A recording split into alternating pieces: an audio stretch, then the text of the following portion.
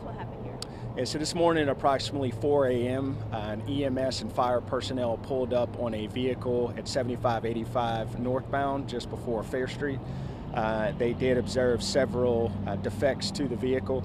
Our officers did respond to the scene and located one individual that was pronounced deceased on scene, and the other individual having been transported to the hospital where he is still in critical condition. So we have had a substantial amount of work to do on this scene this morning. It was a very robust scene. There were several items of ballistic evidentiary value on the scene, so it took us quite some time to get this scene processed this morning due to the intricate nature of the crime scene. How many people in that car, and was that driver was the one transported? Yeah, the driver was transported to the hospital where he is still in critical condition, and the passenger in the vehicle was pronounced deceased on scene.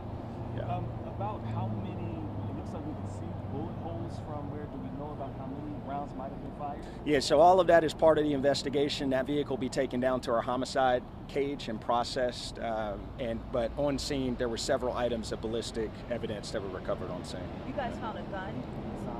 Yeah. There were two firearms that were recovered on scene.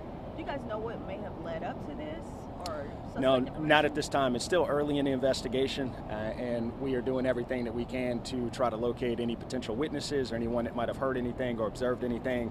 And we're also checking all of the communication center to see what calls might have been coming up around that time to track down any witnesses that we might have. So do you know, or you don't know at this point, did anyone call 911?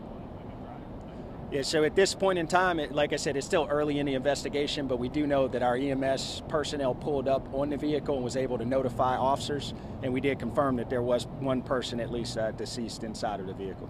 Is there surveillance or traffic cameras that's going to help you guys out? Maybe Yeah, find so, that car? right, so we'll work through all of that and see what items of surveillance value will be in play, but at this time we're working with a substantial amount of ballistic evidence, and we're also trying to track down if there's anyone that might have heard anything or might have observed anything in reference to this incident. Again, what time was this? It's approximately 4 a.m. that the call came up.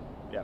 I mean, about that time, did anybody stop, pull over, anything that you guys are aware of? Yeah, so possibly at any time that you have a scene like this, there's a possibility that there were witnesses out there. So we're trying to, that's all a part of the investigation. We're trying to see what we can track down now.